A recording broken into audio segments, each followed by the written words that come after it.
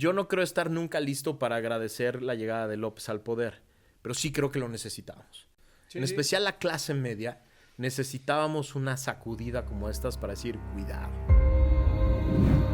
Parecería, y eso es lo que quiere vender este señor, que la única política pro pueblo es lo que él propone. Todo lo demás es antipueblo. Todo lo demás es antipobres, es antiigualdad. Y esa es una trampa discursiva. Ya me tocó sentir que la política sí puede hacer cosas buenas. Sí, sí. Ya me tocó sentir que la política puede hacer cosas horribles y destructivas.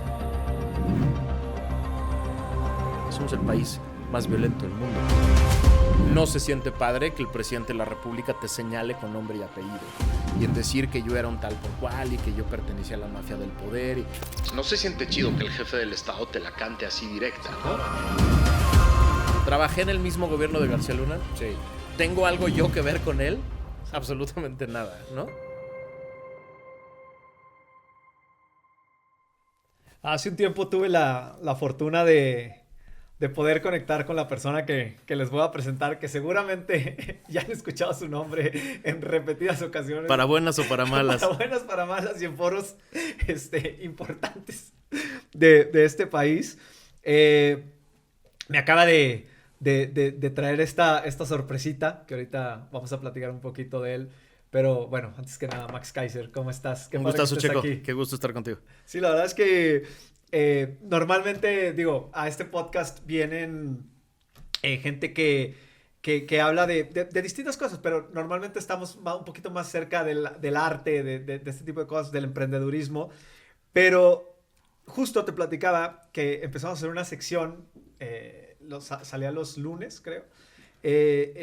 Por el tema de las elecciones en Coahuila y que se está moviendo un poquito el tema electoral en México, y empezamos a entrevistar gente cercana a la política. Por decir cercana a la política, hablo de políticos, candidatos y toda la gente que no le quiten, se va a poner bueno. O sea, ya escucharon política y nada. No le quiten. Pero la verdad es que te platicaba justo, o sea, que la experiencia de entrar, o sea, aunque hagas un programa chiquito que no tiene nada que ver, donde dices, no soy ni voté por López Obrador, ni estaba de acuerdo con lo que sucedía antes, así, te das cuenta de al tierrero o al lodazal que entras en cuanto te atreves a prender un micrófono, una cámara y hablar de este tema que hoy en México es increíblemente, pareciera que es la cosa más sensible que hay en el mundo y que aparte todos somos expertos en el tema, ¿no? Y digo, si yo lo siento así, no me quiero ni imaginar cómo lo sientes tú, ¿no? Mira, la política de toda la vida, hay este dicho que en las mesas de familia no se puede hablar ni de fútbol, ni de religión, ni de política. Sí. Y tiene su razón de ser. La política, en especial en un momento como el que estamos viviendo en México, toca fibras muy sensibles, tiene implicaciones que van desde en qué tipo de derechos y libertades creo, hasta cosas como en qué tipo de gobierno y en qué forma de vida creo, ¿no? Entonces, toca muchas fibras sensibles, pero hoy en este momento estamos viviendo un momento muy sensible de la política y se calienta el tema en 2 segundos, sí. Porque hay un señor en el Palacio Nacional que le quiere decir a todo mundo que el debate político empieza y se agota en conmigo o contra mí, ¿no? Uh-huh. O sea, es decir, él desde que ha sido candidato, las 2 décadas que lleva siendo candidato, ha convencido a la gente, a su público, a sus detractores, que todo el chiste de la política es él. Y entonces lo único que hay que decidir es si lo apoyas o no lo apoyas. Y no hay matices. Claro. O sea, él ha convencido a su propio mercado y a la gente de enfrente que no hay matices. No puedes hablar de ciertas cosas de su política, bien o mal.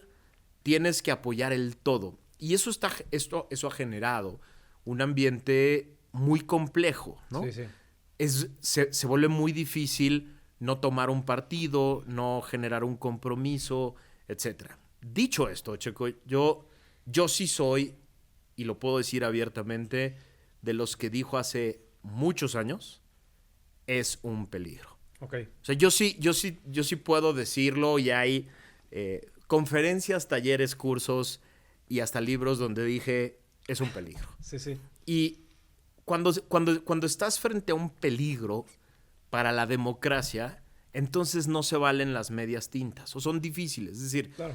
si estuviéramos simplemente hoy en el debate político de cómo mejorar el sistema de salud, cómo mejorar la calidad de la educación, cómo atacar de mejor manera al crimen organizado, pues es el debate político normal que de todos modos se calienta en muchos países. Pero hoy sí creo que estamos en un modo de emergencia, porque estamos frente a una persona que quiere destruir las instituciones democráticas. O sea, que sí quiere que todos se pongan del lado de su movimiento y los que no pueden ser señalados, atacados, vilipendiados desde su foro mañanero, perseguidos por la Fiscalía General de la República, perseguidos por la UIF. Yo perdí la cuenta en la 20ª mañanera en la que salí, ¿no? Y no se siente chido. O sea, por más que te lo presumes y dices, ay, jajaja, Claro. es mi medallita. Yo siempre digo de broma que a cada 10 te dan un pin, ¿no? Y jajaja, jijiji, pero al final es el jefe del Estado mexicano. Por supuesto. Nombrándote, señalándote, ¿no? La pregunta que viene es... Y sin la capacidad de poder replicar, ¿no? Algo. Exactamente. Y la pregunta automática, yo que trabajé en el gobierno muchos años, es ¿en qué momento me mandan a la UIF? ¿En qué momento me mandan me inventan un caso penal y entonces Sí. tengo afuera de mi casa un ministerio público tratando de ejecutar una orden de aprehensión? O sea, sí se siente feo y entonces hoy no estamos ante el debate normal de la política en México. Estamos en un debate en el que hay que decirle a las cosas por su nombre y cuando le dices a este señor y a su gabinete, eres un corrupto, estás abusando del poder, pues, del otro lado viene una reacción y viene dura, ¿no? Sí, claro. Y viene también pues, de un equipo de plumas y comunicadores pagados que tienen por todos lados, ¿no? Sí, es un aparato gigantesco. O sea, Enorme. y aparte en un país como el nuestro, o sea, te estás peleando. Dicen por ahí que en este país el modelo está diseñado para que nadie se pueda hacer inmensamente rico sin tener que depender del gobierno, ¿no? Totalmente. Es como, por ejemplo, se me ocurre, o sea, es que cuando te pones a analizar tantas cosas que suceden y dices, sí, es que todo está hecho para que en el momento en el que te quieran chingar, te chingan. O sea, Sí, ¿a qué me así. refiero? Por ejemplo, no sé, en una vía rápida te dicen, la velocidad límite son 50 kilómetros por hora. Y tú dices, no puede ser posible, güey. ¿Cómo van a ser 50 kilómetros por hora? Esto estaría detenido completamente. Y normalmente no paran a nadie. Pero el día que te quieran parar, tienen todo para, o sea, para fregarte, ¿sabes cómo? Estamos ahorita grabando en la Ciudad de México. Ajá. En esta ciudad no se construye medio pedacito de casa, ya no digas una casa, medio pedacito, si no das 17 mordidas diferentes. Yo lo experimenté. Yo tengo la experiencia directa de construir una casa y ¿cuánto cuesta decirle todas las veces que no a la corrupción? Yo tengo la cuenta. Sí, sí, sí. Cuesta el doble. Ujú. Cuesta el doble de tiempo, cuesta el doble de dinero. El decir no. Ah, no, entonces son 6 meses más en lo que te aprueban. Y a este otro trámite, no. Ah, y entonces sí, todo el modelo y todo el sistema está diseñado para eso. Y sí, los grandes ricos de México tuvieron que y tienen hoy que tener relaciones muy directas con el jefe del Estado. Y entonces a ellos les Sí, cuesta claro. mucho trabajo levantar la voz. Pero habemos algunos a los que no... Habemos algunos que no necesitamos al gobierno. Sí. Y levantamos la voz y entonces se genera rapidísimo una reacción de un aparato muy complejo que tiene muchos alfiles por todos Sí, lados. sí, ¿no? claro. Pero también hay que decir que está en su momento de ocaso, ¿no?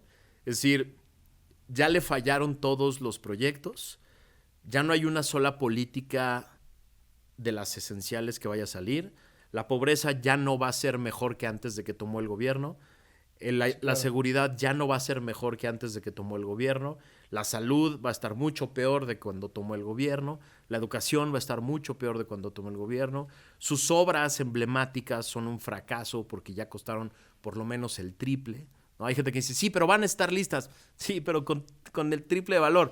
Platíquenle a un empresario qué pasa cuando un negocio sí te sale, pero al triple del costo. No, es un mal negocio. Exactamente. Bueno, sí, igual, sí, sí. igual en el gobierno. Entonces hoy, esto que te platico de la crispación y de la división, se va a poner mucho peor, porque es un tipo que ya sabe que ya fracasó. Ya sabe que su gobierno y su proyecto están en un ocaso. Y eso genera mucha frustración en él y va a generar mucho pánico en los suyos, ¿no? Sí, fíjate, a mí, digo, entrándole un poquito al tema de lo que está sucediendo, a mí una de las cosas que más me preocupan, dicen por ahí que de la historia lo único que podemos aprender es que no hemos aprendido nada. Y creo que hoy pues, realmente vivimos en un país sumamente desinformado, ¿no? Y yo hoy en día, antes, bueno, hace 20 años, ok, podríamos estudiar el análisis podemos hacer un análisis de cómo se manejan los medios, la información, etcétera, y podríamos a lo mejor justificar tanta desinformación, ¿no? Pero el día de hoy, creo que una de las pocas capacidades que tenemos los seres humanos es de cuestionarnos la información. Lo que escuchamos lo tomamos como un hecho, ¿no? O sea, como el decir, no, pues es que fíjate que fulanita anda con chis, ¿cómo sabes? Pues todo el mundo dice, ¿sabes? O sea, no hacemos un ejercicio de realmente cuestionar, oye, lo que estoy recibiendo de información es cierto o no es cierto. Y ahora creo que nos vamos a enfrentar, digo, yo soy de Coahuila, viene ahora un periodo electoral en Coahuila, pero el año que entra, en el 24, pues todos los mexicanos vamos a regresar a las urnas, y a mí lo que me preocupa es, o sea, con qué información vamos a ir y con qué criterio vamos a ir a votar, ¿no? Porque si algo creo yo, ahorita tú lo decías, si algo creo yo que te tiene que sonar la alarma es cuando un político te pide fe ciega, ¿no? O sea, tú sígueme y que vamos a llegar a un buen puerto. Pues por supuesto que no. O sea, entonces, tú desde ese ángulo, ¿cómo ves o qué ves que pueda suceder hacia ese futuro que está ya casi aquí? Justo la diste a la clave de lo que se convirtió en mi causa, en mi misión, en mi misión de vida. Yo fui servidor público muchos años, más de 10 años. Que ahorita vamos a platicar tu historia. Y yo era ese niño del colegio alemán, luego el ITAM, luego la London, que creía que construyendo instituciones, haciendo leyes, me tocó participar en varias reformas, creación de leyes. A mí me tocó redactar la Ley General de Responsabilidades, que fue la Ley 3 de 3, anticorrupción en el movimiento aquel. Y yo era ese abogado que decía, con hacer la chamba que hicieron en otros países, que es construir un modelo democrático, solito se va a encauzar el país. Sí. Y Nel, me di cuenta muy rápido, o sea, digamos, la llegada al gobierno de Peña Nieto fue dramática. Yo puse mi renuncia el último día antes de que empezara el gobierno de Peña Nieto, porque yo ya sabía de qué se iba a tratar el nuevo gobierno. Okay. Y la vida me llevó a la sociedad civil organizada. Y en ese momento me di cuenta que la chamba de construcción institucional y de construcción de leyes es solo la mitad de la chamba. La otra chamba es la construcción de ciudadanía. Claro. Y la construcción de ciudadanía no es fácil. Es decir, las grandes democracias del mundo, las Noruegas, Finlandias, Dinamarcas, Nueva Zelandas de este mundo, hicieron la chamba de construcción institucional y poco a poco fueron construyendo ciudadanos. Sí. Y lo primero que hace un ciudadano de una democracia exitosa es estar bien informado, es saber qué está pasando. Y lo segundo es lo que decías, tener el criterio para cuestionar, para reflexionar. O sea, son dos momentos muy importantes de un ciudadano, en especial en una época tan compleja como la que estamos viviendo, sí, claro, en la que las plataformas de información son miles. Yo nací todavía en un México en el que había 2 televisoras, 2 periódicos, y toda la comunicación era unilateral. El medio escogía, curaba, editaba y te lo entregaba. Y pues tú tenías pocas herramientas para decir, pues sí, no. Sí, Yo soy de la época de cenar con mis padres a las 10 de la noche viendo el noticiero de Televisa. Y ese era el resumen del día. Y lo comparabas como el resumen del día. Hoy el drama es al revés. Hoy son demasiadas fuentes, demasiadas plataformas. Todo mundo tiene una opinión. Decíamos antes de empezar, todo mundo es experto de todo, ¿no? Y entonces hoy el chiste de un ciudadano es saber informarse, saber escoger, saber discriminar, saber encontrar lo importante de lo banal y luego tener la capacidad de reflexionarlo. Y eso se convirtió en mi misión. Digo, los 3 proyectos en los que estoy involucrado en este momento tienen que ver con eso. Porque si no construimos ciudadanía en este país, no alcanza la construcción de instituciones. Sí, claro. O se destruyen, ¿no? Porque alguien llega y dice, fracasó la democracia liberal, vamos a construir otra cosa. Oye, ¿qué? No importa. Primero vamos a destruir a la democracia liberal y luego vemos qué se nos ocurre. Eso nos debe prender a todos los focos rojos. O sea, el chiste de la democracia es que haya debate sobre el detalle, no debate sobre la representación, sobre la división de poderes, sobre la supremacía de la Constitución, sobre el Poder Judicial capaz de revisar las malas decisiones. Esos son acuerdos mínimos, claro, que no se deben tocar, ¿no? Sí, porque aparte luego creo que las discusiones, y sobre todo las discusiones de mesa, que a lo mejor podríamos pensar que, bueno, pues no tiene tanta importancia, pero tienen una importancia gigantesca porque lo que vas, lo vas después y los que escuchas vas después y lo reproduces, etcétera, etcétera. Pero a lo que voy con esto es que, o sea, cuando tú tienes esta capacidad de poder cuestionar lo que está pasando, pero no solamente lo que está pasando en o sea, lo encimita que se queda la línea, porque el debate se queda o sea, con un nivel muy bajo, ¿no? O sea, que son expertos en tenernos discutiendo temas que realmente no es lo que realmente nos va a perjudicar en un futuro. No sé si me explico. Sí, absolutamente. Nos tienen discutiendo si se comió una tlayuda o se comió un plato de cecina, o si habla feo o no, si traía el zapato boleado o no traía el zapato boleado. Nos tienen discutiendo esas cosas. Exactamente. Y mientras están metiendo iniciativas para destruir al Poder Judicial, exacto, para acabar con el INAI. Y entonces, parte del chiste de una democracia es que los ciudadanos tengan la capacidad de enfocarse en lo importante. Sí, sí, sí. Y de entenderlo. Exacto. Y ese es el chiste, porque... Y no dejarse lamparear con espejitos, ¿no? Y eso no se construye de la noche a la mañana. Eso no te lo enseñan en la escuela. Sí, sí, de acuerdo. Eso lo tienes que ir aprendiendo, generándote el hábito de ciudadanía, los hábitos de ciudadanía. Yo siempre lo resumo en 5. Informarse es el primero. Reflexionar es el segundo, ¿no? Es decir, esto que estoy consumiendo viene de una buena fuente, viene de una persona adecuada, suena lógico. Y entonces, en la reflexión, pues el chiste es el debate, platicarlo con alguien más, ponerlo a disposición a lo mejor de un experto que te ayude, etc. Lo tercero que hace un ciudadano en una democracia exitosa es investigar. Carajo, estamos en la época del Google. O sea, ¿no sabes qué hace el Senado? Métete a Google. O sea, ya no hay pretexto para ser, para ser un ignorante. No hay pretexto para irte de bruces en tus redes sociales a opinar algo que no es cierto, que no está, que no existe. Investiga. Lo cuarto que hace un ciudadano de una democracia exitosa es generar músculo a través de las causas. O sea, lo que hace un noruego, un danés, un neozelandés, lo que nos diferencia de ellos es que esos güeyes pertenecen a organizaciones de la sociedad civil que se encargan de aquello en lo que ellos creen. Creen en los derechos de las mujeres, están en un lugar que promueve eso. Creen en los derechos de los animales, le entran al tema. Sí, sí, sí. Creen en la defensa del clima y el freno al cambio climático, le entran al tema y lo toman como causa y le dedican una parte de su semana a estar en ese tema, o de su dinero, o de su tiempo. Y lo quinto que hace un ciudadano democrático de una sociedad exitosa es participar en política. Y no me refiero a ser diputado. No. La polis es la ciudad, es el entorno donde vives, es el lugar donde... Entonces, un ciudadano de una democracia desarrollada nunca deja que su calle esté hecha pedazos, que no esté iluminada, que no haya una patrulla que pase todos los días. Nunca deja que no haya agua, nunca deja que se esté destruyendo el entorno natural de donde vive. O sea, está ahí metido y le exige a las autoridades que se haga lo que tiene que hacer. Y al final va y vota y escoge a los que cree que pueden hacerlo mejor. Esas 5 cosas se convirtieron en mi causa. O sea, cuando yo trabajé muchos años en el gobierno y poco a poco fui entendiendo que si los 120, 130 ahora millones de mexicanos a los que gobernamos, la mayoría no tiene esas 5 cosas, es dificilísimo gobernar. Es complicado. Complejísimo gobernar.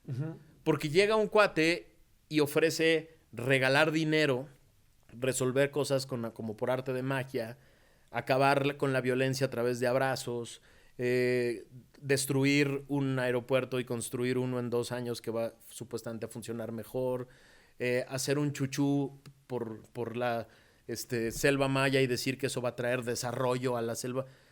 Y entonces, si no tienes esas 5 cosas, en especial las 2 primeras, pues le crees. suena mejor y es más atractivo un político que te dice, yo te hago, yo te resuelvo, yo te regalo, que otro que dice, tenemos que trabajar juntos, porque si no, no sale. Claro. Por eso el populismo es tan atractivo. Sí, ¿no? claro, por supuesto. Porque la democracia exige chamba de todos. Sí. El populismo es, yo te doy, yo te resuelvo. Sí. Tú nada más échame la mano con votos, ¿no? Claro, es como, por ejemplo, ahorita que nos vamos a enfrentar a la elección en el 24.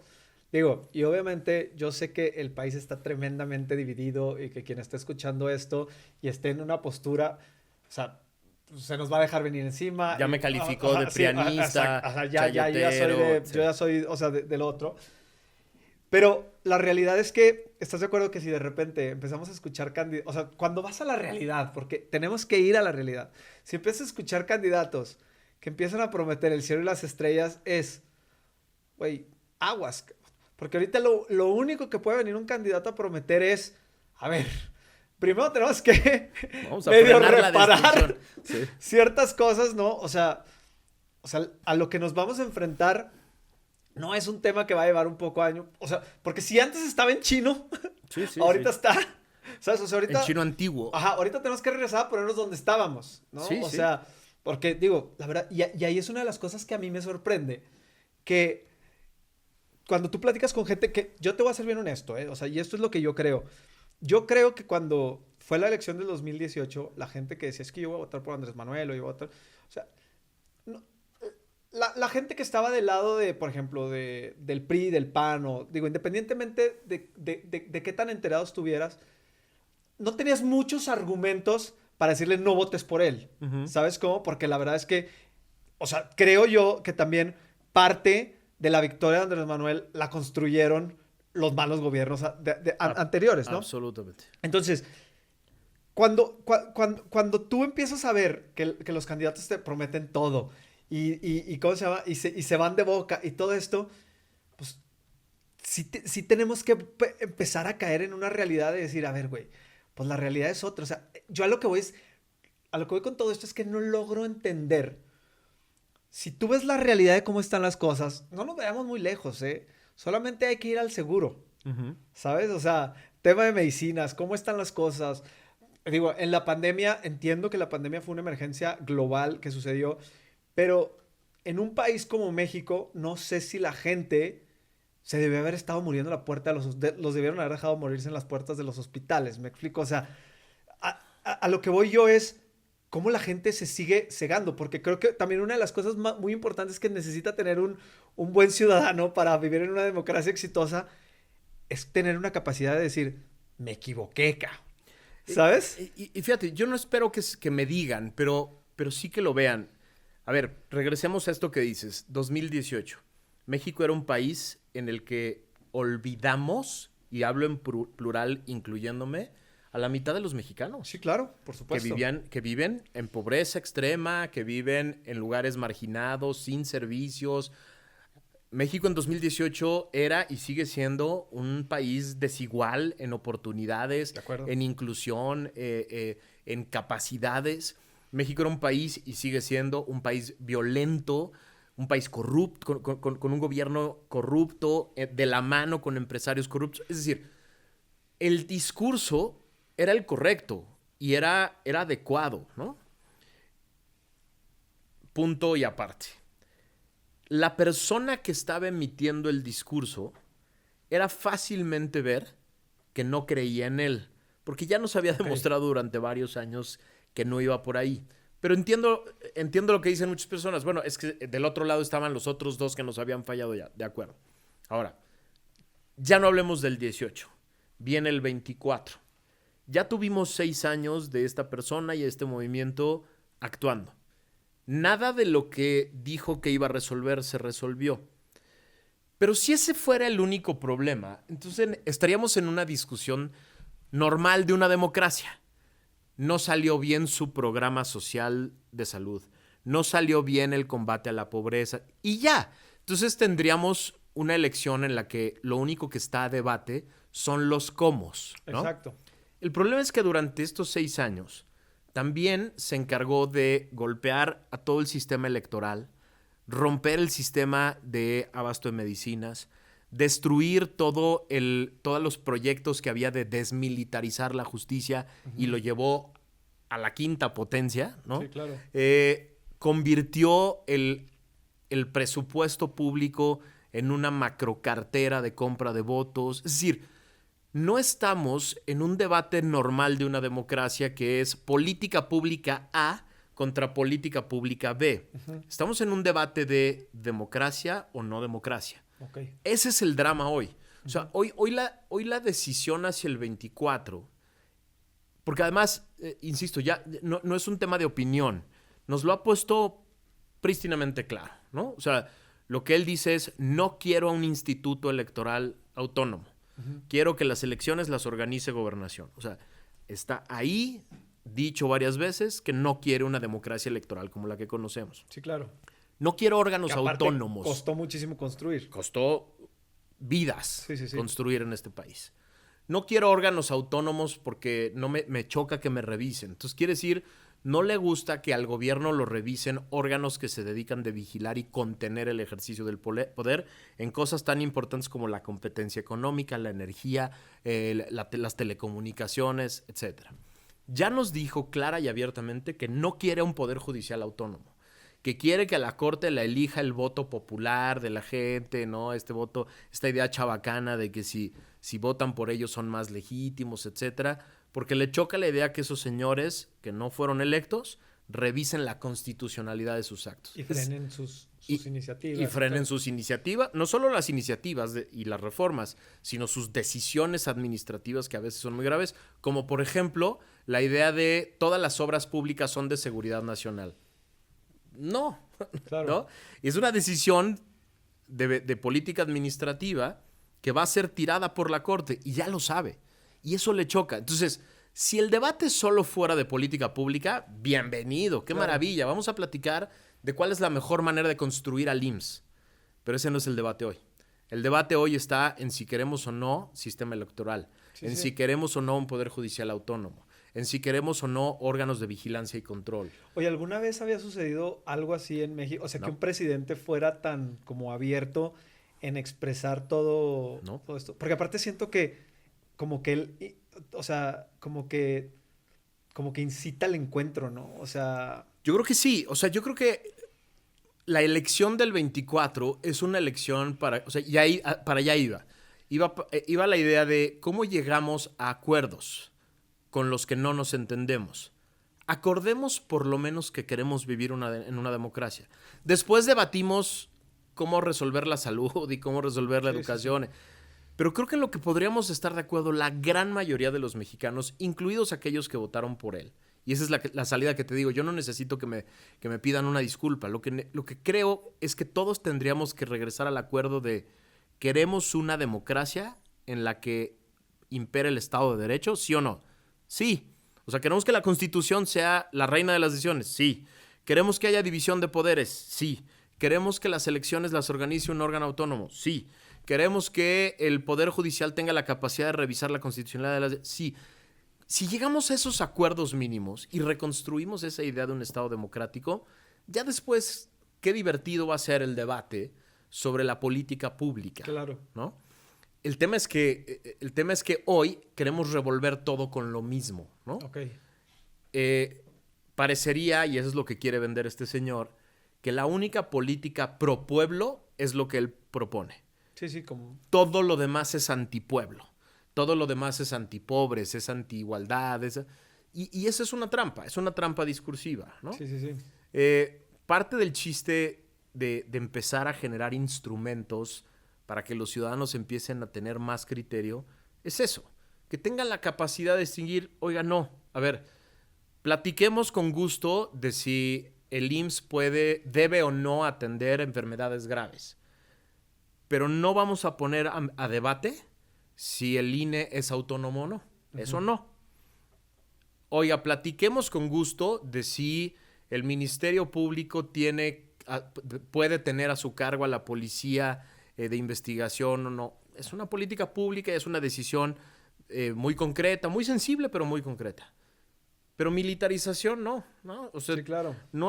que no esté a debate si queremos o no a los militares todo el tiempo en todas las áreas de seguridad. Esa es la diferenciación que creo que nos puede llegar a construir algunos puentes, ¿no? Sí. Oye, hemos los mexicanos pecado de dar por hecho que nuestra democracia está dada. Vive sola. O sea, exacto. O sea, que las cosas siempre van a ser así, porque justo a mí me llama mucho la atención y es algo en lo que yo paso mucho tiempo pensando en, o sea, ¿qué pasa, por ejemplo, cuando, o sea, si en otros países, si en Alemania sucedió, por decirte, no, o sea, ¿en qué momento la gente que dijo, híjole, hombre, eso nunca va a pasar, o sea, es como, esto no va a pasar, o sea, ¿en qué momento fue, ay, güey, ya pasó? Y creo que muchas veces nosotros la historia la vemos como eso, como una historia que ya sucedió, pero que en el mundo de hoy no puede pasar, ¿no? Como a mí digo, yo no sé si eso sea algo que pueda pasar o no, pero por ejemplo, a mí me llama mucho la atención que en muchas mesas de discusión, cuando se discute que si el país se pudiera convertir en una especie de Venezuela, de Cuba y así, la respuesta sea no, porque los gringos nunca lo van a permitir. Me encanta. Y dices, güey, ¿nunca te has echado un clavado a la historia de los gringos? Han permitido todo y han provocado. Exacto, o sea, dejan que las cosas sucedan, que el caos suceda e intervienen cuando más les va a convenir, ¿sabes cómo? Entonces, a mí me llama mucho la atención que vivimos como en una nube donde no nos estamos dando cuenta de lo que realmente está pasando, ¿sabes? O sea, tres cosas. Básicamente, la primera, todas las tiranías modernas han surgido de una democracia. Es decir, los tiranos llegan a través del voto, llegan a través de la democracia y luego la destruyen. Entonces, sí pasa y sí ha pasado que una democracia, incluso las muy desarrolladas, se pueden convertir en una tiranía con los propios instrumentos de la democracia. Claro. 2, sí es cierto que los países europeos tienen mucho más sensible el tema porque ya lo vivieron en carne propia. O sea, ya vivieron en carne propia cómo se puede mover el hilo democrático hacia una tiranía y ni te das cuenta cuando ya vives en una tiranía. Ajá, y aparte porque tocó a todos, ¿no? O sea, independientemente de su clase social, o sea, tocó a todo mundo. Exactamente. Pero también es cierto, y esta es la parte esperanzadora, 3, que lo contrario sucede y ha sucedido. De modelos tiránicos o dictatoriales o semidictatoriales o como nos decían a nosotros, sistema de partido hegemónico, ¿no? Para no decirnos dictadura, también se han construido grandes democracias que perduran. Entonces, la buena noticia es que sí es cierto que hay un camino hacia una tiranía desde la democracia y cuidado, pero también hay un camino desde el sistema de partido hegemónico / dictadura a una buena democracia. Y siempre tienen bumps, o sea, siempre tienen obstáculos en el camino. Yo no creo estar nunca listo para agradecer la llegada de López al poder, pero sí creo que lo necesitábamos. Sí, en especial la clase media, necesitábamos una sacudida como estas para decir, cuidado, la democracia nunca está completamente construida y nunca se vuelve indestructible. Claro. O sea, no hay un momento en ningún país en el que la democracia se vuelve indestructible. Pero tenemos ejemplos muy bonitos, muy recientes, de cómo las democracias te pueden proteger rápido y bien de un tirano.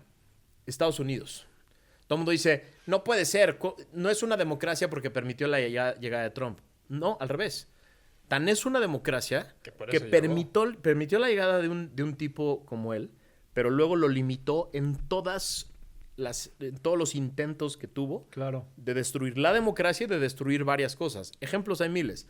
Quería cerrar el país a la migración, las cortes le dijeron que no. Uh-huh. Quería bombardear México, ya dicho de manera directa por personas que estuvieron... Pompeo relata en su libro que Trump dijo... ¿Y si bombardeamos México para acabar con el narco? ¿No? Y los propios resortes democráticos le dijeron, Nel. Y el tercer ejemplo es el más acabado de todos, que es, empujó a su gente a tomar el Capitolio para desconocer la elección. Las autoridades en el momento retiraron a la gente y las cortes llevan ya más de 100 sentencias en contra de cada uno de los involucrados. Sí, claro. Y es muy probable que él acabe en una corte respondiendo sobre ese tema. Y perdió. Y lo sacaron de la Casa Blanca. Y llegó un nuevo presidente. Entonces, sí hay ejemplos muy cercanos Claro. de cómo si construyes una democracia te puedes defender de las peores ideas tiránicas de una persona, ¿no? ¿Qué tendría que suceder en México desde tu punto de vista? Porque una de las cosas que me queda clara es que en México somos tremendamente apáticos en términos de política. Y no solamente hablo en el abstencionismo al momento de ir a votar. O sea, somos una sociedad que elige, pero después nos olvidamos de pedir cuentas, ¿no? Es más, ni siquiera creo que sabemos exigir, ¿no? Estamos esperando a que el gobierno se apiade de nosotros y nos dé, en lugar de recordarle, decirle, oye, güey, te toca esto, ¿sabes cómo?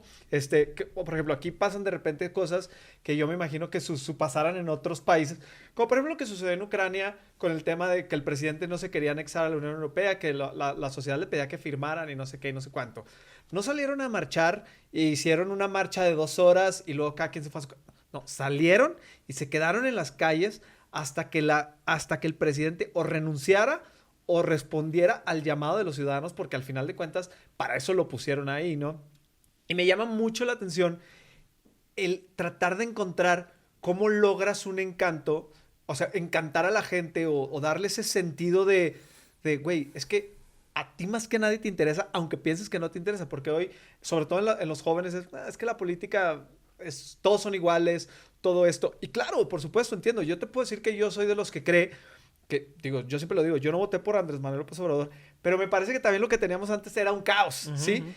Y yo no soy de los que cree, digo, entiendo el discurso, pero a mí me choca pensar la idea de decir, bueno, como esto no nos salió, regresemos a lo anterior, ¿sabes cómo? O sea, bueno, este me pega, pero no me es infiel, ¿verdad? O sea, ¿cómo haces para, o sea, qué tendría que suceder en México para que la gente otra vez vuelva a tomar, pues digo, tan claro como esto, amor propio por donde viven, por su país, por su calidad de vida, etcétera, ¿no? Déjame, antes de que se nos acabe el tiempo, aventar los comerciales de lo que estoy haciendo, porque, Sí. porque tiene todo que ver con eso. No, o sea, qué bueno. en el momento de la pandemia, cuando llega la pandemia, yo fui este visionario que 3 meses antes de la pandemia dijo, me voy a independizar. Este es el mejor momento para dejar un sueldo e independizarme. Y madre, ¿no?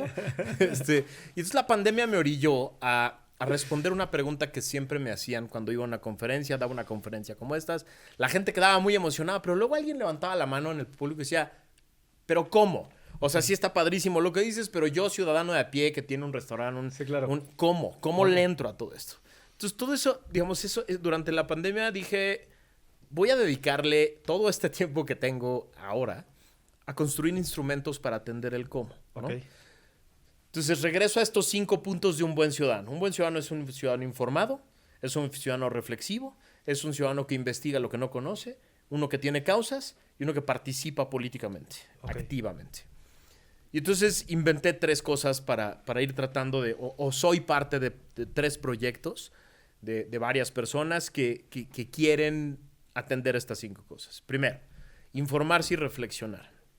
De repente encontré que la gente estaba muy abrumada por tanta información y tanta plataforma. Entonces la gente, amigos cercanos míos me decían, no, güey, yo ya no me meto yo ya no leo de política, yo ya no me meto a las redes, no, qué pinche país, me pone de malas, me estresa, Y tú decías, madre, si la gente inteligente se nos está yendo del debate, se acabó, ¿no?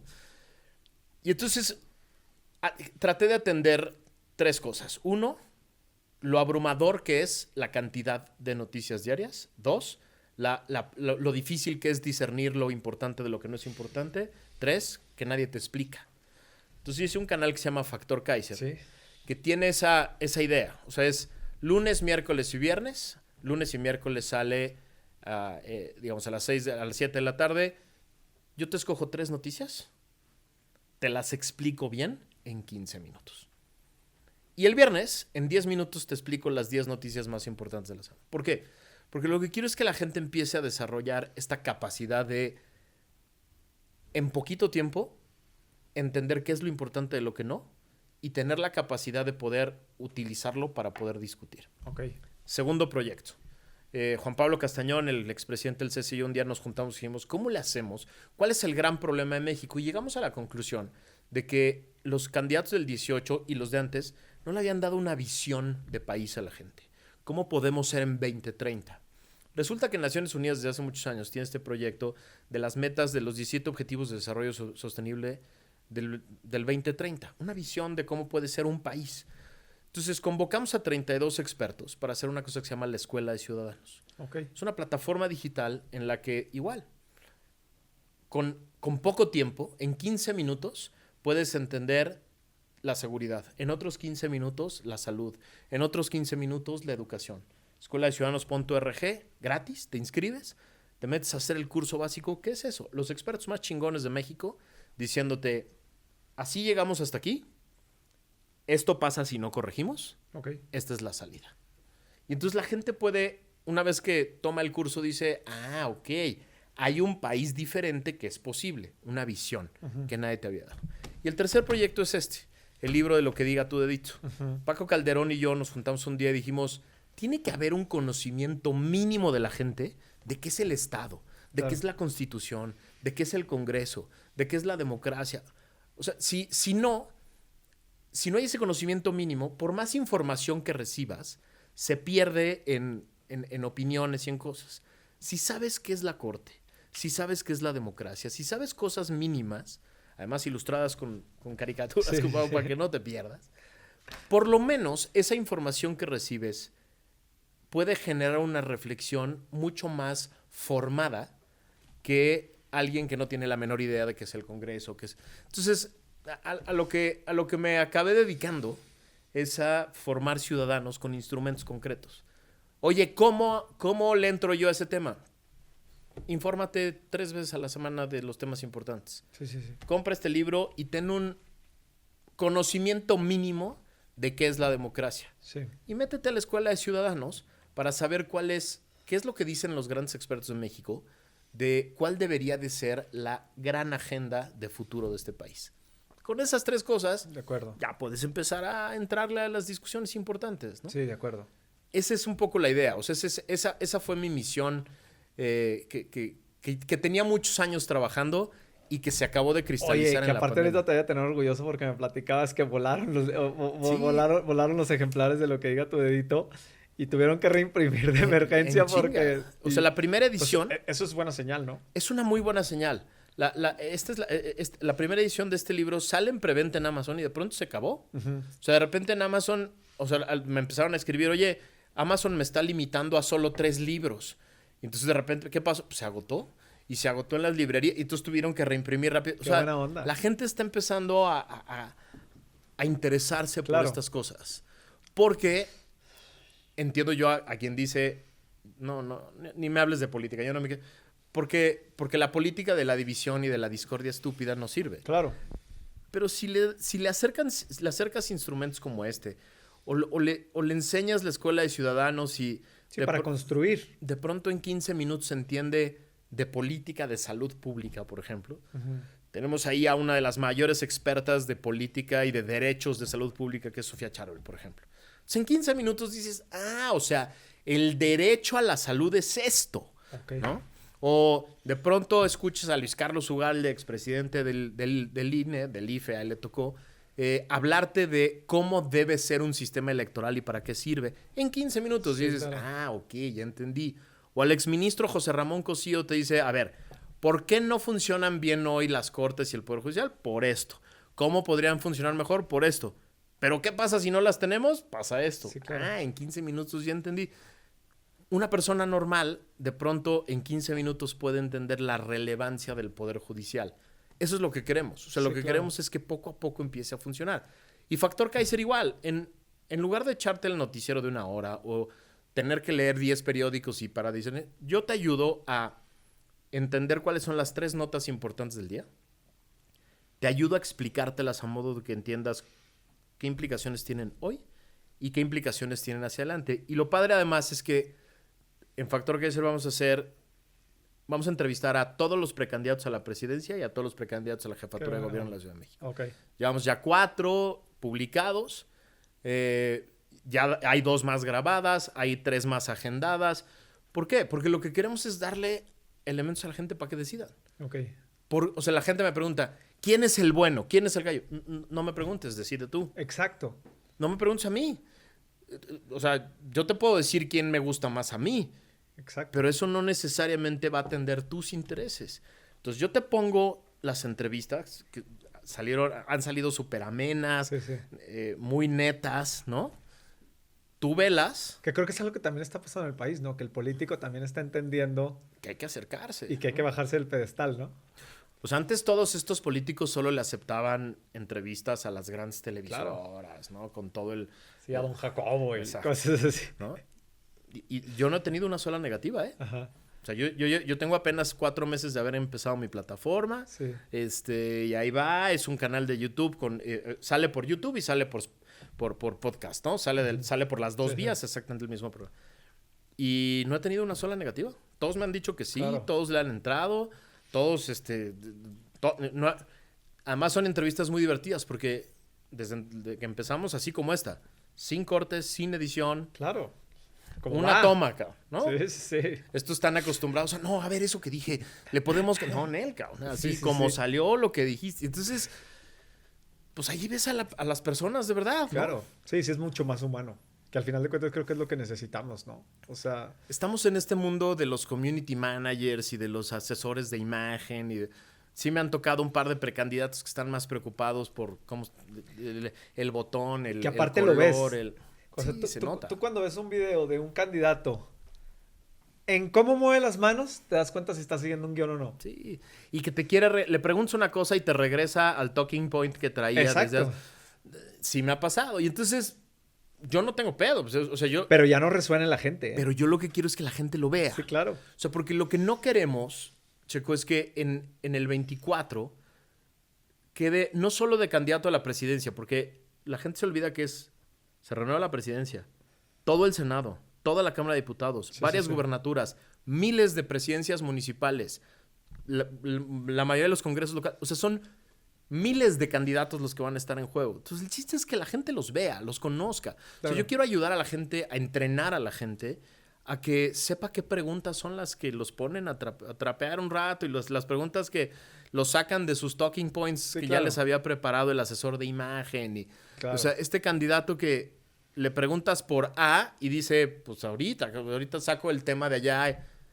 Suena tontísimo, ¿no? Que les estés preguntando de seguridad y te hablen del feminismo. Sí, claro. Está bien, o sea, te dijo tu asesor que tenías que hablar de eso. Exacto.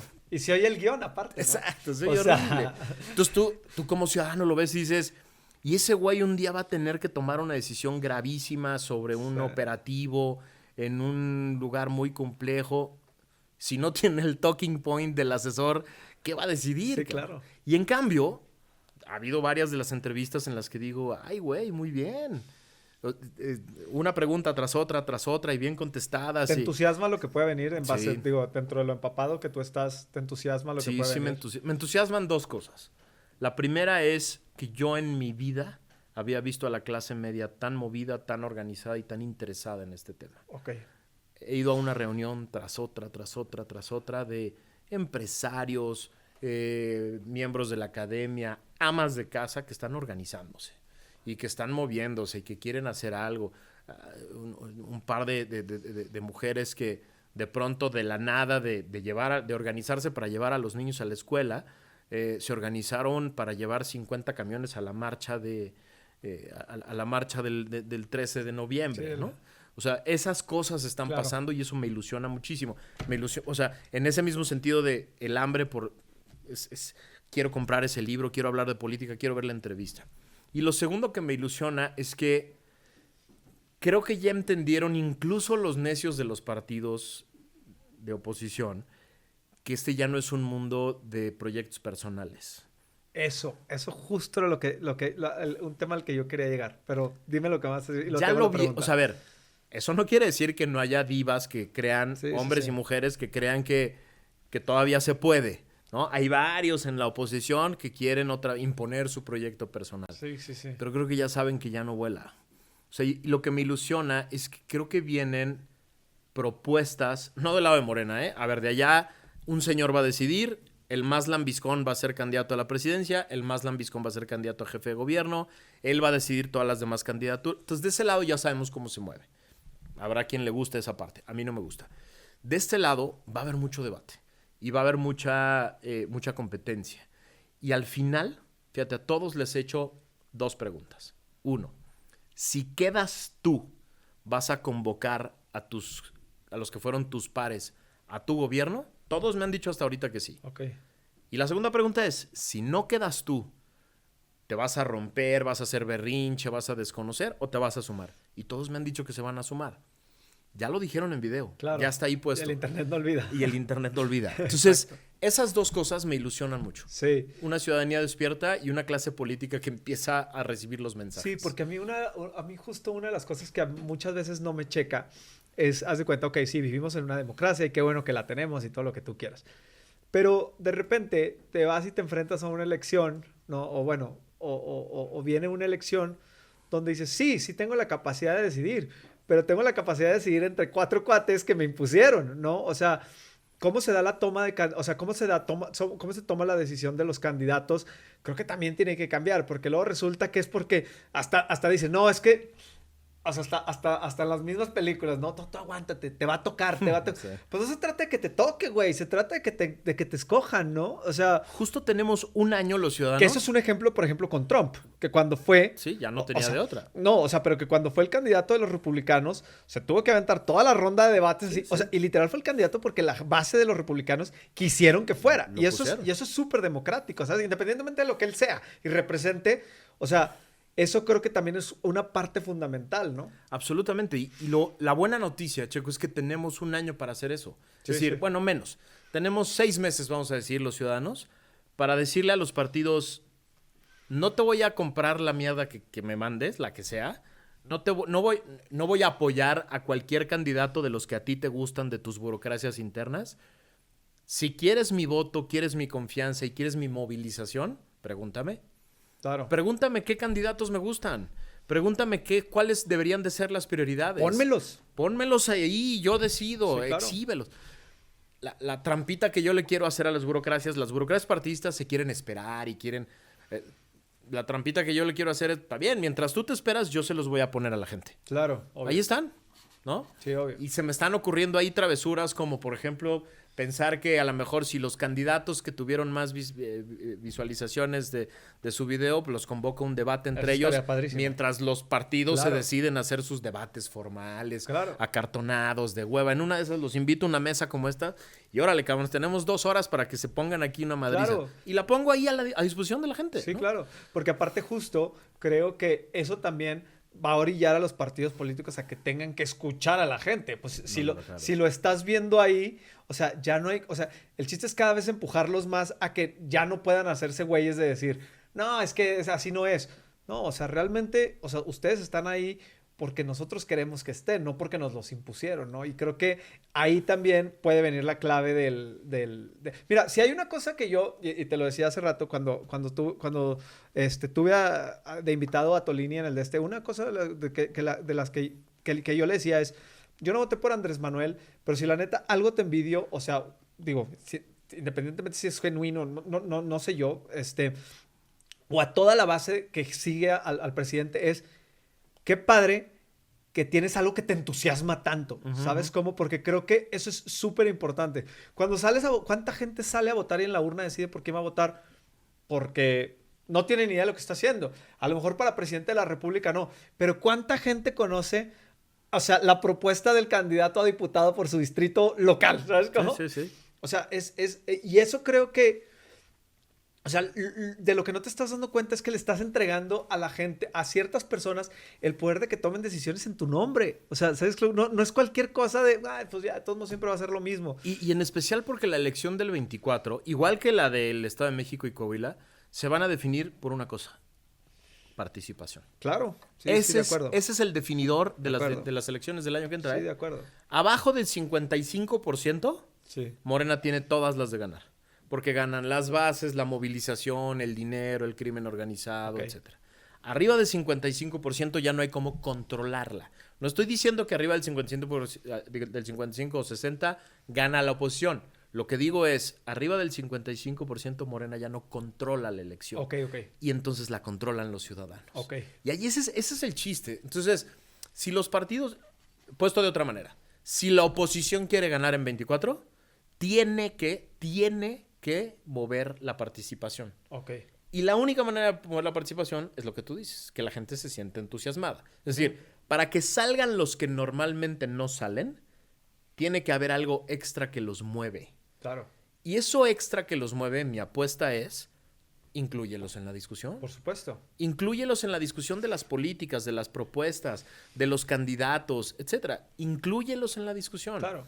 Si los incluyes en la discusión, no solo los haces corresponsables, los entusiasmas. Claro. Mira, Y aparte la misma discusión hace ruido, ¿no? la gente que salió a las marchas, a la del 13 de noviembre y a la del 26 de febrero, reportan una cosa en la que todos coinciden, la energía que se sentía. Ok.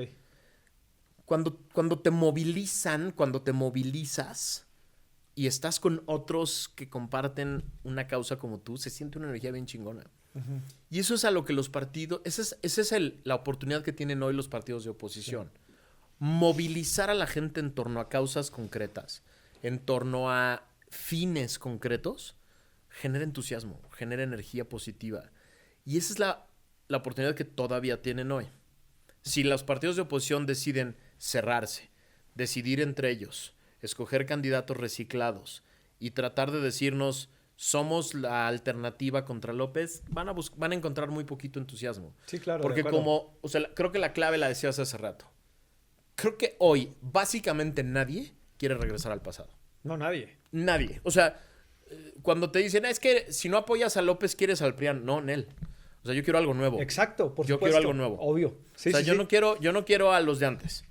Yo no quiero regresar. Yo no tengo nostalgias del pasado. Yo quiero que pase algo diferente. Quiero algo nuevo. O sea, y quiero ser parte de la construcción de algo nuevo. De acuerdo. Y eso es lo que entusiasma mucho.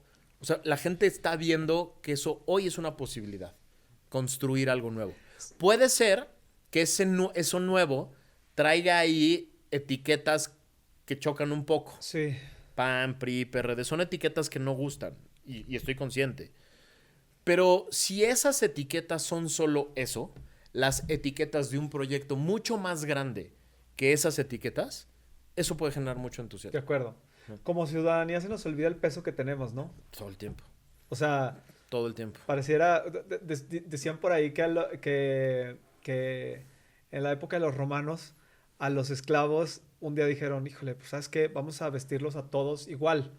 Que dijeron, no, güey, no los vistas igual. Porque si los vistes igual se van a dar cuenta cuántos son y nos van a fregar, ¿no? O sea, y al final de cuentas creo que eso sigue pasando el día de hoy en muchísimos países donde las sociedades vivimos asustadas porque si abro la boca, ¿qué va a pasar? Y justo hacia allá me quiero llevar un poquito la conversación y ahorita regresamos. Pero, a ver, tú estudias Derecho en el ITAM, Ciencias Políticas... has sido funcionario público, has estado en la política, en el epicentro, ¿sí? Hoy estás, de repente, bueno, el mundo cambia, ¿no? O sea, y te acercas a los medios. Hoy, creo que lo que has construido a través de un micrófono, de una cámara, de tu escritura, ha sido impresionante, ¿no? Digo, no por algo, lo decíamos ahorita, digo, por supuesto que causa miedo y todo lo que tú quieras, pero no por algo... Te han mencionado más de 20 veces en la mañanera, el presidente del país.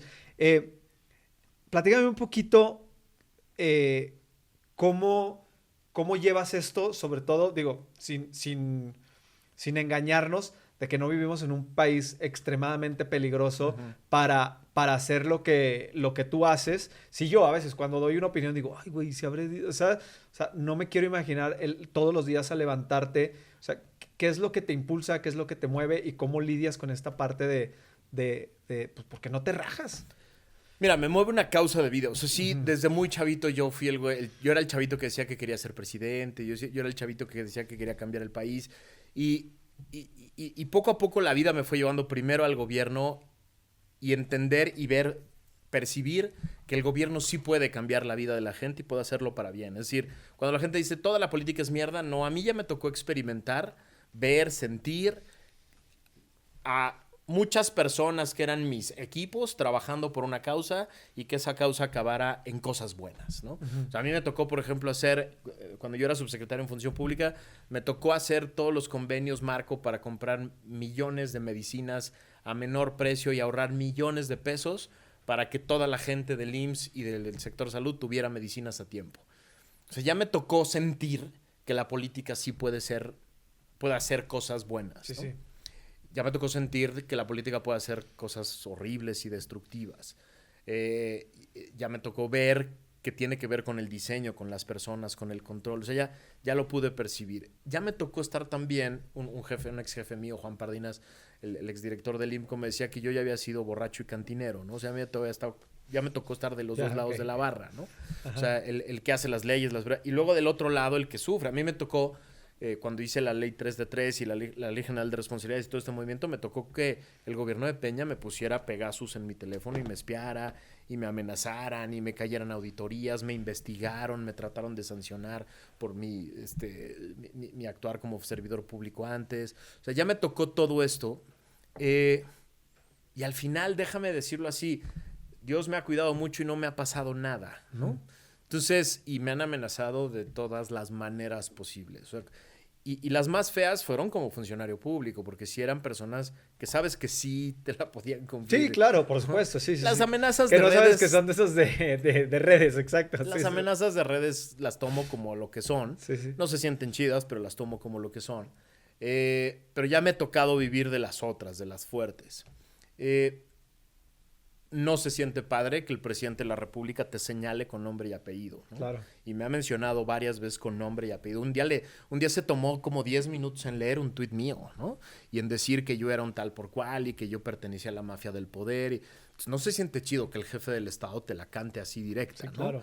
Decíamos antes de entrar a la plática, lo que crees que sigue es que te van a inventar alguna cosa y te van a echar la fuerza del Estado. Eso no está padre. Que aparte les toma 5 minutos, ¿no? En 2 minutos y es una decisión de ya, a ver, quítenme este tipo de encima, mándenle a la fiscalía, etcétera, ¿no? Sí. Lo que me mueve es que yo tengo 2 hijos, tengo 2 adolescentes y quiero que vivan en un país mejor. Claro. O sea, yo no tendría jeta para decirles no hice nada cuando alguien quería destruir la democracia. O sea, yo sí voy a dar mi vida en intentar que regresemos al camino de la democracia. Yo no creo tener fobias. Es decir, cuando la gente me dice es que odias a López, no me podría importar menos en términos personales, ¿no? No le tengo odio. Lo que no puedo permitir es que destruya la construcción democrática. El impacto que tiene en tu vida y en la de muchas personas las decisiones que está tomando. Así como cuando decidiste, digo, porque es increíble que hoy, si tú hablas mal de Andrés Manuel, o del presidente de México, perdón, en automático eres del otro bando. Y tú justo acabas de mencionar que a ti también te persiguió el gobierno de Peña, que tú decidiste renunciar antes de que entrara el gobierno de Peña. O sea, pero hoy pareciera que las cosas son muy simples, ¿no? ¿Eres fifí o eres de estos? Es más, ahí te va. Si a ti te ven más o menos, digo, definitivamente sabemos que, o sea, yo no creo que en este país solamente existan dos tipos de clases sociales, ¿me explico? O sea, la gente te ve a lo mejor que estás más, que a lo mejor tienes una vida con un poquito más de privilegio, que tienes mejores oportunidades o lo que sea.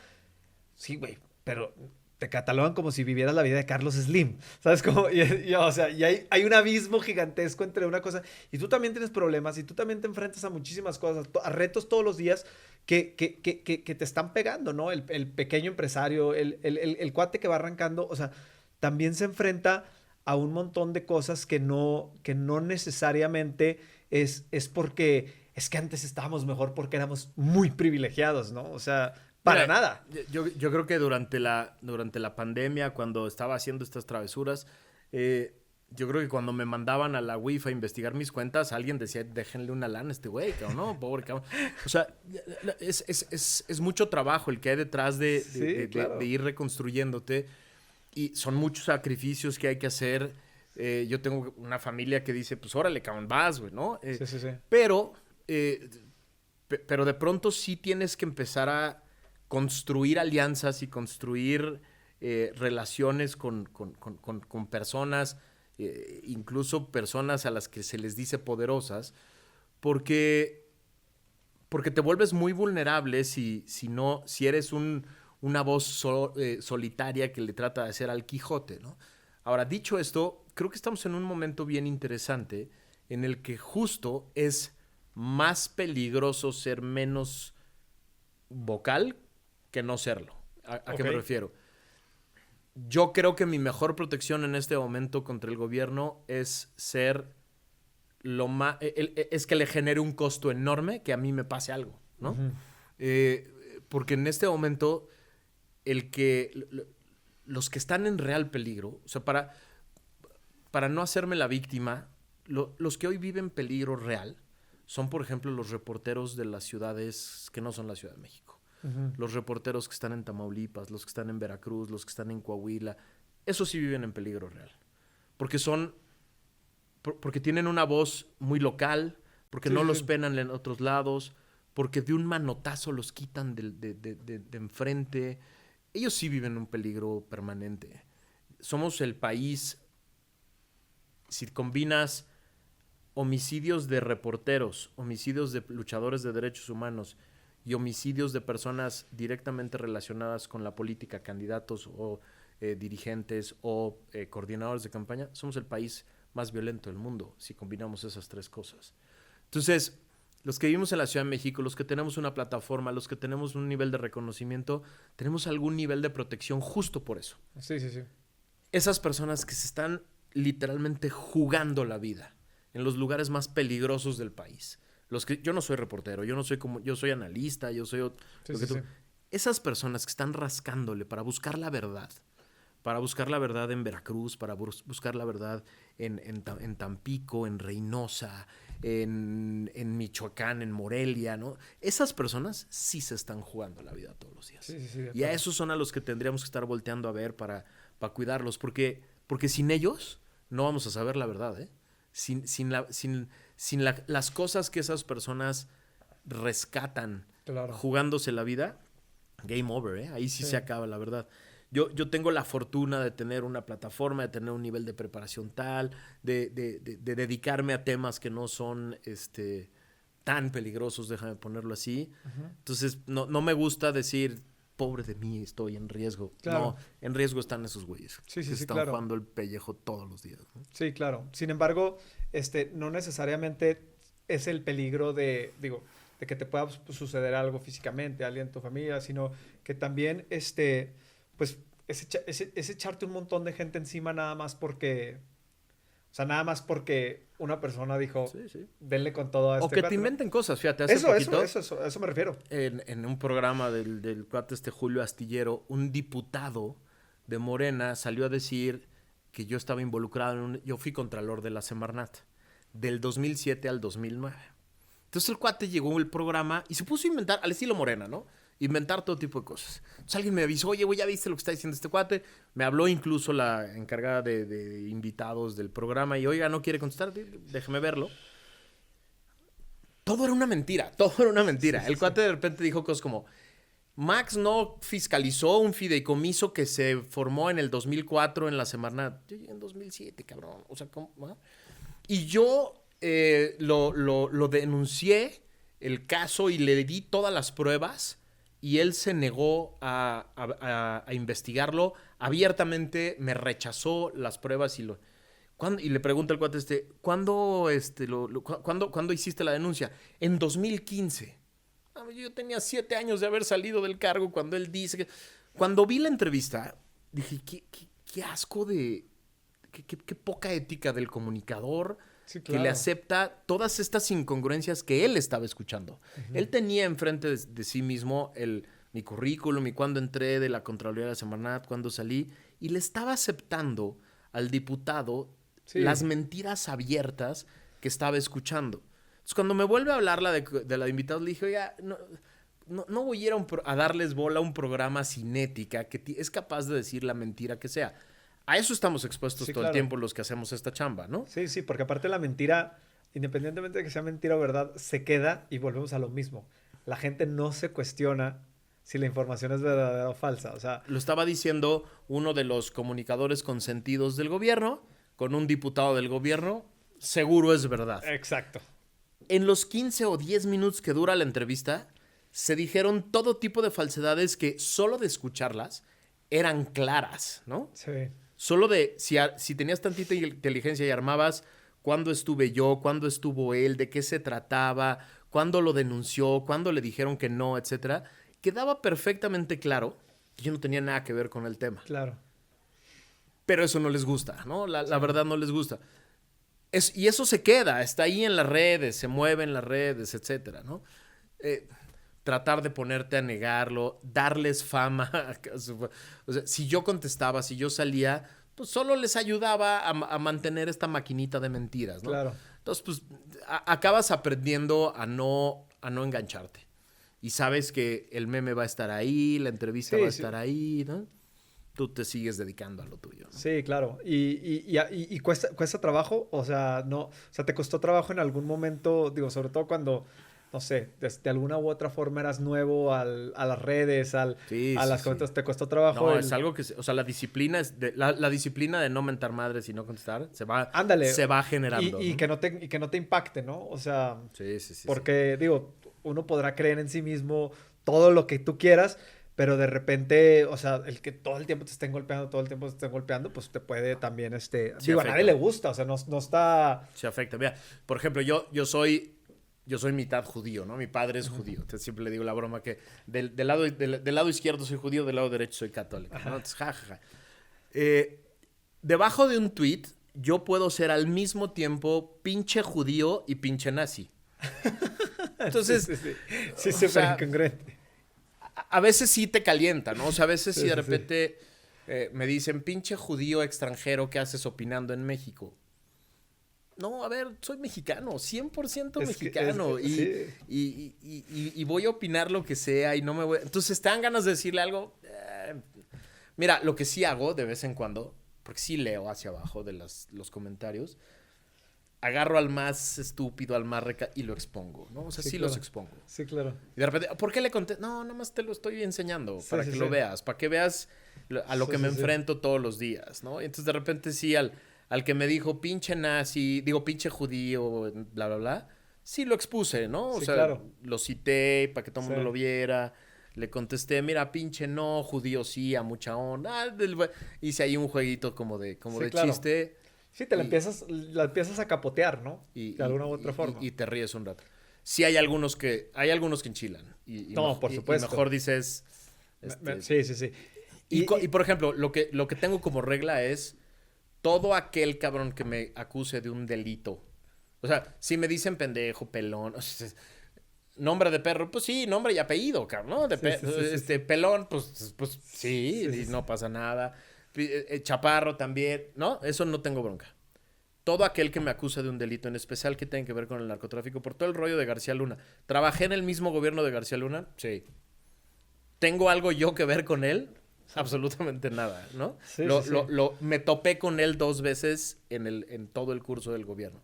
Cuando alguien me dice, tú protegiste a... Entonces sí, blog y bye, ¿no? O sea, porque sí, ahí sí estamos hablando de otro nivel, pero ¿no? ahí es donde te digo, o sea, como que a veces... Es donde a veces te preocupa el reflejo o sea, que dices, madres, es que cuando lees comentarios, cuando lees todo eso, dices, es que esto es contra lo que estamos peleando, ¿no? O sea, y no me refiero contra ellos, me refiero, o sea, cambiar eso, ¿sabes cómo? O sea, el que la gente tenga un criterio muchísimo más amplio, el que la gente pueda digerir la información y no contestar, porque la mayoría de los comentarios que se dan así es porque algo los enchiló y contestan desde el calor de, ¿sabes cómo? O sea, no son comentarios pensados, no son comentarios, Y los ataques se hacen en 30 segundos, ¿no? Y dar una explicación toma mucho tiempo, ¿no? Es decir, cuando alguien dice, tú lo protegiste. A ver, güey, Me va a tomar un buen rato explicarte cómo mi función en la subsecretaría nada tenía que ver con revisar operativos contra el narco, las actividades de la Secretaría de Seguridad Pública. Yo no tenía nada que ver con esa función del Estado mexicano. Claro. Pero ni me quieres escuchar lo que te tendría que explicar, ni tengo el tiempo para hacerlo, ni hay el espacio en un tuit para explicarte todo eso. Claro. Entonces mejor te bloqueo. O sea, si me vas a acusar de un delito de narcotráfico, entonces te tengo que bloquear. Si me vas a decir pelón, pendejo, prianista, está bien, es parte del debate de todos los días, ¿no? Sí. Entonces sí hay ciertos límites, ¿no? Sí hay ciertas cosas. No te lo iba a decir, pero pues uno de tus exinvitados es uno de esos, ¿no? Que acusa de delitos a personas que no los cometen. Ese sí es un nivel de debate que debería de tener otro tipo de responsabilidad, ¿no? O sea, porque no es lo mismo responder a una crítica con otra crítica directa a responder a una crítica con una acusación de un delito que no tiene ni pies ni cabeza, ¿no? Ahí sí ya te metes en un debate diferente. Y sobre todo que puedas tirar estas acusaciones así, que no pase absolutamente nada, ¿no? Eso está canijo. Eso sí ya es otro nivel ridículo, de debate, ¿no? Sí, porque ya pones en riesgo otras cosas, Otras, ¿no? Por supuesto, sí. Y eso es lo más cañón de todo. O sea, el darte cuenta que... Porque me imagino de lo que estás hablando y no es como que no lo saben. Exacto, ¿sabes? Lo sabe perfecto. O sea, y con todo y eso... No importa, lo voy a hacer. Sí. ¿Sabes cómo? Y eso... Porque eso es lo que exige la red para que yo tenga un tweet popular hoy. Ándale. Y eso, hijo, la verdad es que es una alarma bien, bien grande. Sí. ¿Qué mensaje tú le podrías dar a la gente que... O sea, y no hablo a unos o a otros, sino hablo de esta parte donde nos envolvemos en una bandera o en otra sin realmente darnos cuenta que estamos solamente solapando intereses de personas que ni te hacen en el mundo, ¿sabes cómo? O sea, a mí me llama mucho la atención, por ejemplo, la gente, digo, independientemente de que defiendan al presidente, a quien sea, o sea, la garra con la que defienden, y hay veces que te dan ganas de decir, compadre, no te hace, pero ni en el mundo. Seguramente si lo saludas no te va a voltear ni a ver. Y tú estás dejando la vida aquí por esto, ¿no? Yo lo que le diría a todo el mundo es un consejo que me dio un día un gran amigo mío, que es la primera camiseta que hay que traer puesta es la tuya, ¿no? Exacto. La tuya, la de tu persona, la de tu proyecto, la de tu vida, la de tu familia, ¿no? Es la primera camiseta y los políticos tienen que ser al final los instrumentos que te sirven a ti para generar tu proyecto de vida, ¿no? Claro. Como bien dices, de nada te sirve dar la vida por un político, por Dios. A mí cuando me dicen, es que tú, si tú criticas a López es porque amabas a tal o cual. No, güey, yo no he amado nunca a ningún político, ni he odiado a ninguno, ¿no? Exacto. Para mí son los instrumentos de la democracia que necesitas para promover tu proyecto de vida. Y suena egoísta, pero no lo es. Si cada ciudadano se encarga de promover su proyecto de vida, sin patear el del de al lado, su proyecto y promueve el de sus hijos, el de su familia, y nos ponemos de acuerdo en las reglas mínimas de convivencia para que todos podamos promover nuestro propio proyecto de vida, es una democracia. Claro. ¿No?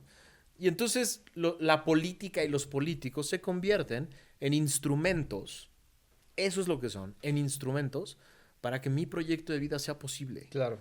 Y que y entendiendo siempre en una democracia que así como yo quiero que mi proyecto de vida sea posible, el de él también tiene que ser posible, y el de él y el tuyo y el de todo mundo. Sí. Entonces, los proyectos de vida deben estar diseñados a modo de que no aplasten al de enfrente. Claro. Esa conciencia, la conciencia de que todos tenemos el mismo derecho a tener un proyecto de vida propio creado por nosotros mismos, esa es la que nos lleva a todos a generar un modelo de democracia en la que se pueda. Claro.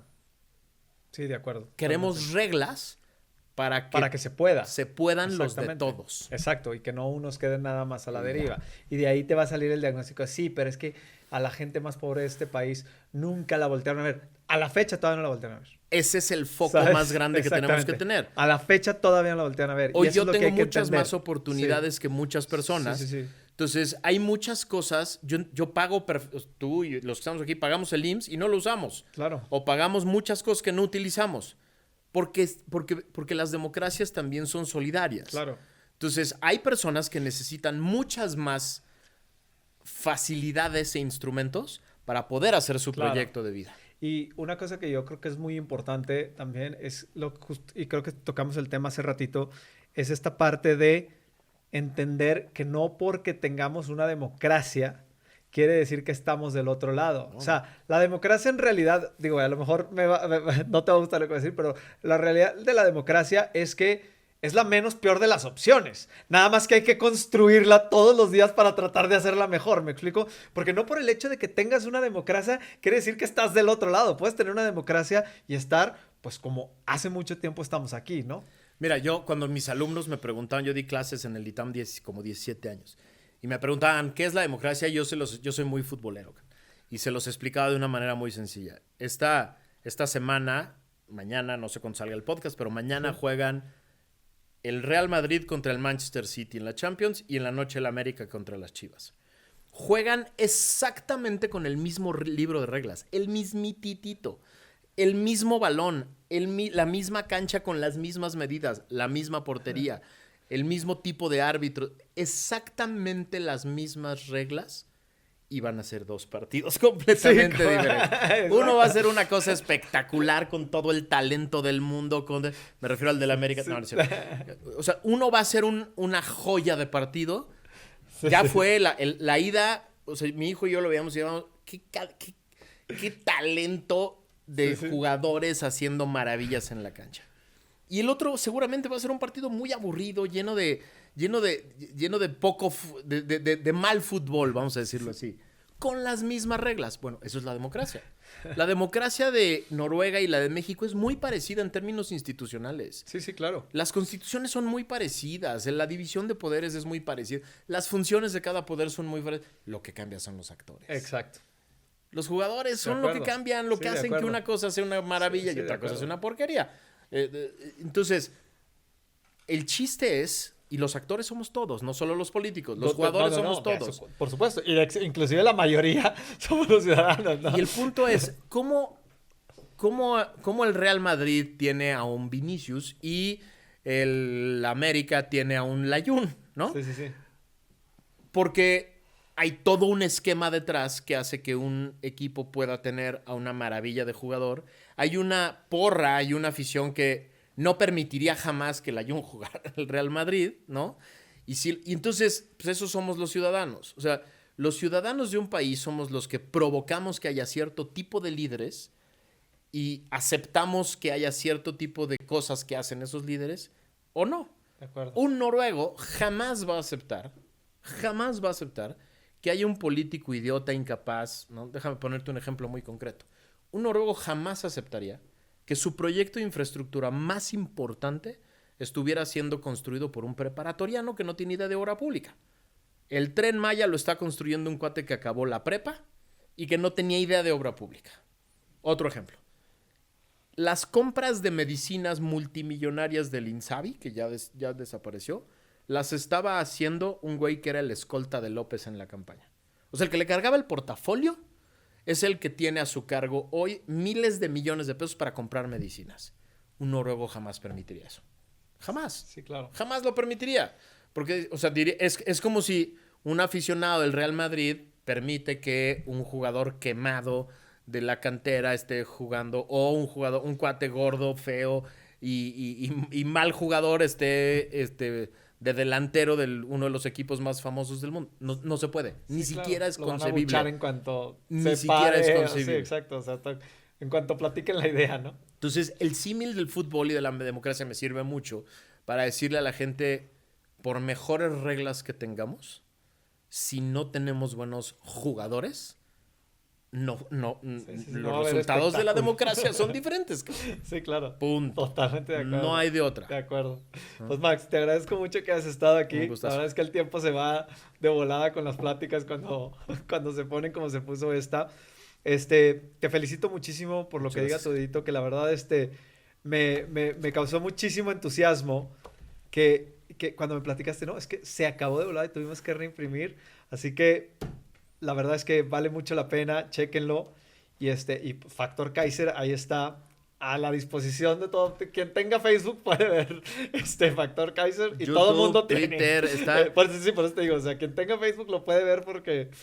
Entonces, pues felicidades por todo lo que estás haciendo. Muchas y sobre gracias. Todo por esa tenacidad que no es fácil. Y normalmente para los ciudadanos lo más fácil es hacernos güeyes y hacer como que nada pasa y mientras no me afecte a mí, pues qué puede pasar, ¿no?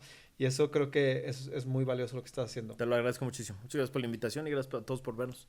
Hombre, y por escucharnos. Al contrario, muchísimas gracias a todos. Nos vemos la próxima semana. Gracias TJ, gracias Barro. Nos vemos la próxima. Que les enseñe el libro acá. No, acá. Acá. Ahí.